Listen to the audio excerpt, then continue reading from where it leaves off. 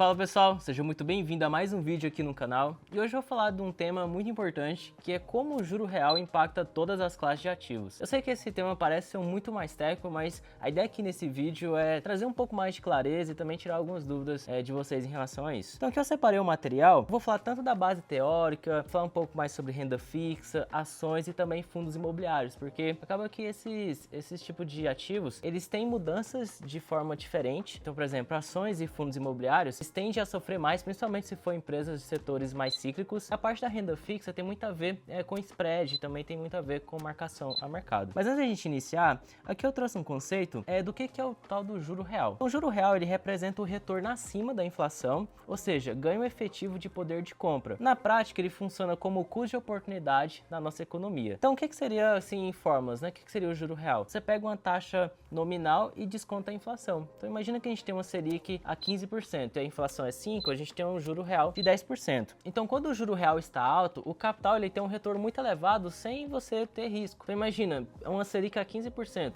Qualquer empresário que tenha muitos recursos hoje em liquidez, ele pode simplesmente deixar em títulos do Tesouro. Sim, tem um risco muito baixo, porque a gente está falando da dívida brasileira, então ele não precisa muito tomar risco. Agora, o que é importante a gente fazer é o seguinte: quando a gente tem um aumento do juro real, ele está muito influenciado também pela taxa de desconto, porque o juro real é a taxa de desconto. Então, se tem um aumento do juro real, você tem um aumento da taxa de desconto e você também tem uma redução do valor presente. E quando tem a queda do juro real, você tem uma redução da taxa de desconto e o aumento do valor presente. Por que é importante a gente falar disso? Porque toda vez que a gente vai investir em alguma classe de ativo, a gente sempre tem que fazer aquela pergunta: o quanto que a gente vai ter de retorno ao longo do tempo? Porque valuation nada mais é do que o valor futuro trazido a valor presente descontado uma taxa. Então, quando o juro real está alto, essa taxa de desconto é esse próprio juro real, que é de 10%, que eu tinha dado aquele exemplo, né, de Selic a 15, menos inflação é 10%. Então, imagina o seguinte: se você entende que a marcação a mercado, ela vai se mudar com o juro real muito alto ou com o juro real muito baixo, você sabe o momento certo de entrar em alguns ativos e também fazer muito dinheiro em relação a isso. Então, vou dar um exemplo aqui na renda fixa. Na renda fixa, aqui vai ser um impacto um pouquinho diferente, porque quando o juro real sobe, novos títulos passam a oferecer taxas maiores. Então, por exemplo, IPCA mais 6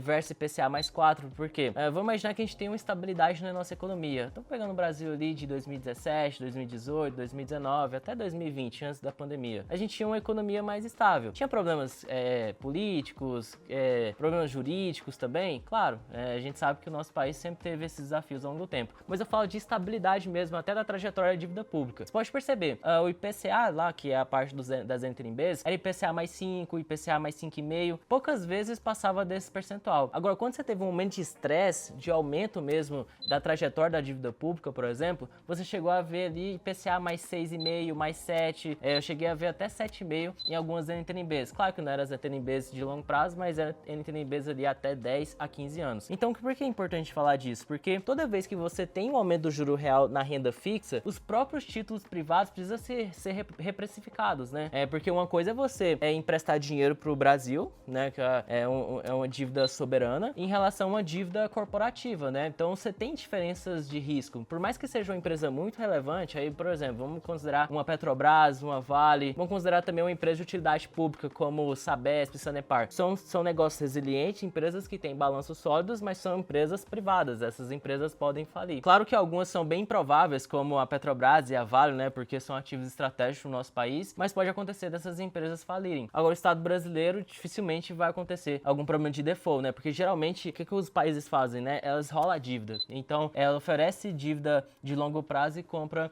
as dívidas de curto prazo. As empresas também fazem, mas acaba que o Estado brasileiro consegue ter maior flexibilidade nisso. Então, toda vez que o juro real sobe, você pode ter certeza que vai ter um estresse nos títulos privados e vai ter investidores que podem perder com marcação a mercado. Então, imagina um investidor que comprou muito título a IPCA mais 5, só que agora o juro é IPCA mais 6,5 mais 7, que é as NTNBs. Obviamente, você vai ter uma perda aqui de marcação a mercado. Então, esse aqui é o primeiro sintoma em renda fixa. Agora, entrando aqui na parte das ações, é importante a gente avaliar o seguinte: quando a gente está falando de ações, a gente está falando de uma classe de ativo que ela tem também a base do valuation, mas também tem algumas questões que envolvem a alocação, que nada mais é do que o WACC. Quem já estudou valuation sabe que o WACC ele é um indicador que vai mensurar o custo médio ponderado do capital. Então, ele vai ponderar tanto o capital próprio, que é dos acionistas, que é o CAE, como também o capital de terceiro, que é o KD. Então, imagina o seguinte: a gente tem aqui um CAE que vai ter que ser acima da Selic. Então hoje a Selic tá por volta ali de 14,75%, 15%. Vamos imaginar que o CAE, que o investidor, ele vai ter que ter um juro maior do que tá pagando hoje da taxa livre de risco, né? Vamos imaginar que ele tem um CAE ali de 20%. E a gente tem aqui um KD de 10%. Você vai ponderar ele. Então vamos imaginar que a gente fez o cálculo do WACC bem rapidinho e a gente encontrou algo em torno de 15%, né? Porque a gente somou os 10 do KD mais os 20 do CAE, dividiu por 2, porque vai dar 30, né? Dividiu por 2 aqui, você tem uma média aritmética de 15%. O que acontece? Toda vez que essa taxa tá muito alta, o valor presente da empresa tende a reduzir. Porque antes da gente encontrar o WACC, a gente vai encontrar também o CAPM. E lá dentro do CAPM, que é onde a gente vai encontrar o CAE para depois calcular o WACC, no CAPM a gente vai ter a taxa livre de risco, que, por exemplo, o investidor ele tá exigindo os 20%, então ele quer um avanço em relação às taxas livres de risco que é 15%, então hoje ele quer 20%, por exemplo. Você vai ter que ter o beta do ativo, que aí entra aquela questão que envolve o risco da empresa e também a expectativa do mercado, né? Então é importante também a gente calcular isso. Então, por exemplo, se a taxa de risco vai aumentar muito, o custo do capital próprio do CAPM vai subir e também o valor presente dos fluxos de caixa vai diminuir. Ou seja, vai ter aqui uma consequência naqueles indicadores de valuation. Aí eu tô falando de PL, preço-valor patrimonial, EV sobre EBITDA, EV sobre EBIT. Ou seja, juro real alto faz com que o valor presente fica baixo. E é nesse momento que os investidores fundamentalistas fazem as compras no melhor cenário. Vou dar um exemplo mesmo. Quando a gente tá falando da Bolsa Brasileira, quem se recorda, né, em 2024 até início de 2025, ela estava totalmente largada, né? O PL da Bolsa chegou a 7 vezes, teve algumas empresas também que estavam negociando a PL muito mais atrativo do que hoje. Eu me recordo que o banco do Bradesco mesmo chegou a negociar a preço-valor patrimonial de 0,80, que, claro, teve problemas estruturais também do ponto de vista de resultados, mas porque você tinha um pessimismo também do mercado, só que era um banco que nunca negociou nesse tipo de valuation. Então, naturalmente, é importante também você avaliar isso. Agora, falando sobre os FIIs, aqui acontece alguns fenômenos bem semelhantes do que acontece com as ações, porque são ativos de renda variável também. E a gente sabe que os FIIs, eles trabalham no setor imobiliário, ou seja, já é um setor muito sensível e é um setor que depende muito da atividade econômica. Então, o que a gente tem que entender é o seguinte nos FIIs. Quando o juro real sobe, os títulos públicos indexados à inflação ficam bem mais atrativos, o investidor real exige maior dividend yield e o preço das cotas cai para ajustar esse yield. Aqui é interessante a gente avaliar isso, porque quando a gente vai alocar em fundo imobiliário, a gente sabe que é uma alocação para gerar renda, né? Porque todo o produto dos FIIs, ele foi estruturado para gerar renda, de forma isenta também. Porque 95% do lucro caixa dos fundos imobiliários, eles têm que ser destinados ao cotista. Isso até de forma legal, né? Ou seja, tem questões ali que envolvem lei também na constituição dos fundos imobiliários. Então, toda vez que o juro real sobe, aí que eu já tinha explicado, por conta da inflação, ou por conta também de alguns problemas de um trajetória de dívida pública, ou até incerteza do mercado, se o juro real sobe, o FII, como ele é destinado a gerar renda, o investidor vai pensar o seguinte: olha, se a gente tem aqui um fundo imobiliário pagando 10% de yield, e a gente tem aqui um título indexado à dívida soberana pagando 15%, você vai ter que ficar fazendo conta. Aí, é claro, eu vou tirar aqui um pouco os fundos de tijolo, porque acaba que você tem o rendimento de 10% e também você está alocado em um ativo de valor. Mas vamos imaginar que a gente está falando de dois classes de ativo, que está falando de crédito mesmo, que é um fundo de papel e um fundo de título soberano. Você acaba que pensa o seguinte: olha, o risco é de crédito, né? Porque por mais que seja um fundo de papel, os papéis estão vinculados aos CRIs, né? Tem LCI também, mas geralmente é só os certificados de recebíveis imobiliários. Então você tem o CRI aqui. Se você tá vendo que é o crédito, naturalmente você vai destinar a maior parte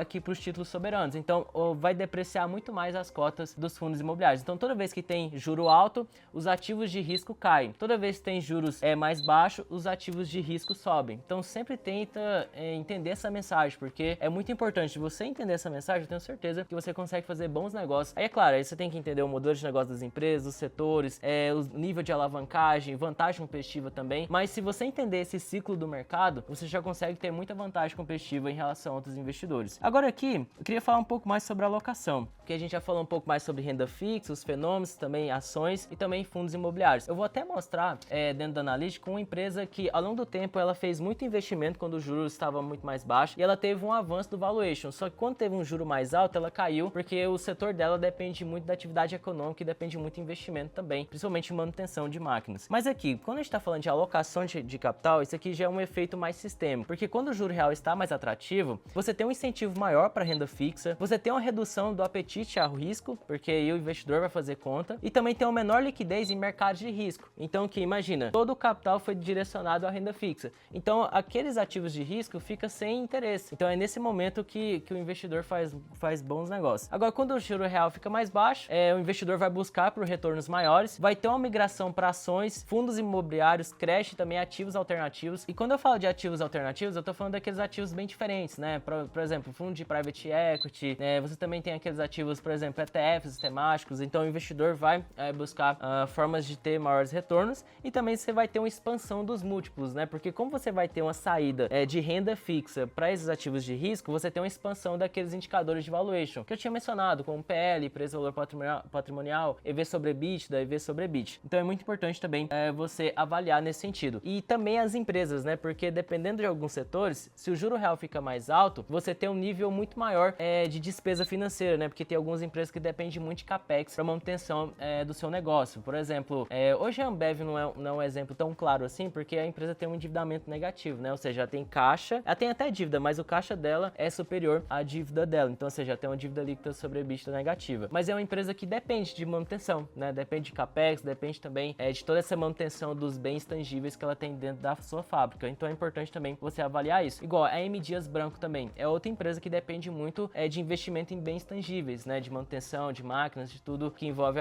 o conceito operacional dela, né? Então o juro mais alto também tende a enfraquecer um pouco mais o negócio dela, como também a atividade econômica, porque envolve o consumo de alimentos que ela oferta no seu modelo de negócio. Agora eu quero mostrar para vocês, aqui dentro da analítica, uma empresa que é uma empresa até interessante, ela tem boas margens, tem tido, fez muitas aquisições ao longo do tempo, mas ela sofre muito com o juro mais alto, porque ela depende muito disso para crescer de forma inorgânica, né? Porque ela vai crescendo ali, fazendo fusões e aquisições com algumas companhias. Então, entrando aqui na analítica, eu queria falar para vocês em relação à Fleury. Então, a Fleury é uma das maiores empresas do setor de saúde que a gente tem hoje no nosso país, principalmente na parte de diagnóstico, né? Porque o setor de saúde, ele é bem diferente, né? Você tem ali as seguradoras, você tem aqui a parte do diagnóstico, você tem o hospital também, por exemplo, a Redditor, ela é mais voltada ali nos hospitais também. Então, pegando aqui os indicadores, vamos olhar aqui primeiro o valor de mercado. Então, quando a gente pega aqui os indicadores, os números, né, monetários do valor de mercado, a gente percebe que 2017, 2019 e 2020 foi um dos maiores níveis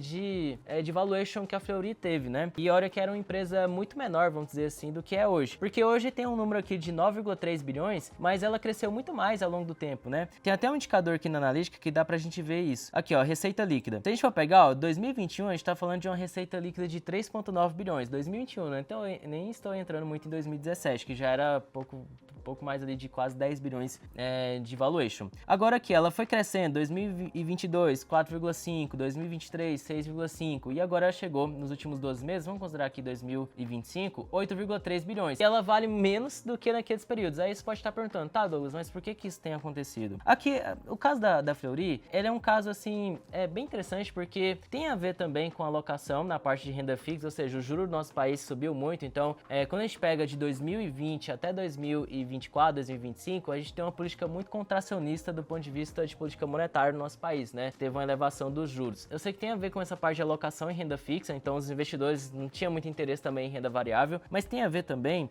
com essa parte aqui do endividamento. Porque quando a gente entra aqui no nível de endividamento, a gente percebe que a Fleury, ao longo do tempo, porque o modelo de negócio da Fleury é muito difícil você crescer sem comprar um concorrente, né?